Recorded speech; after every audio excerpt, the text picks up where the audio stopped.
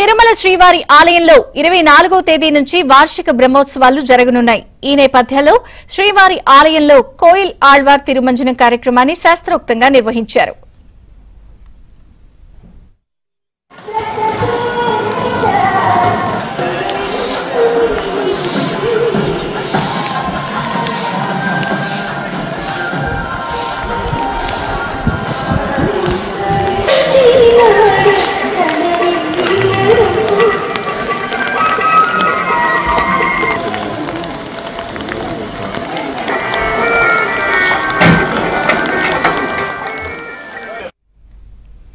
శ్రీవారి ఆలయ మహాద్వారం నుంచి ఆనంద నిలయం వరకు ఆలయాన్ని శుభ్రపరిచే కార్యక్రమంలో అర్చకులు, ఉన్నతాధికారులు, టీటీడీ సిబ్బంది వరకు పాల్గొన్నారు.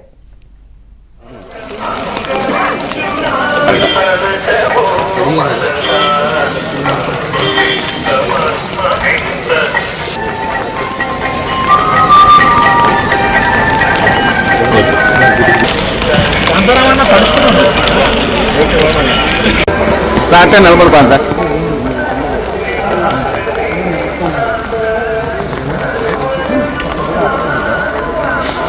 ధరించావు కదా, ఏమైంది?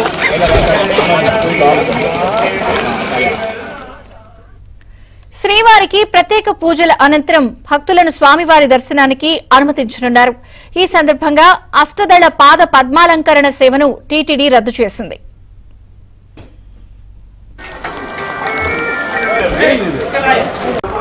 ఇవాళ ఈ కోయిల్ ఆళ్వార్ తిరుమంజనం కార్యక్రమం శాస్త్రోక్తంగా ఆగమోక్తంగా నిర్వహించడం జరుగుతూ ఉంది. సంవత్సరం 4 సార్లు వైకుంఠ ఏకాదశి, ఉగాది, ఆనివారాస్థానం, అదేవిధంగా స్వామివారి బ్రహ్మోత్సవాలు. ఈ ఉత్సవాల కంటే ముందు మంగళవారం నాడు ఈ కార్యక్రమం నిర్వహించడం ఆనవాయితీగా వస్తూ ఉంది. ఇవాళ ఒకవైపు అధికార యంత్రాంగం అంతా కూడా బ్రహ్మోత్సవం కోసం ఏర్పాట్లన్నీ పూర్తి చేసుకుంటానే టీటీడీ బోర్డు కూడా ఇవాళ వస్తున్నటువంటి భక్తుల కోసం చేసినటువంటి ఏర్పాట్ల మీద ఈ టీటీడీ బోర్డు ప్రత్యేకమైన సమావేశం ఏర్పాటు చేసుకొని సమీక్షించబోతున్నారు.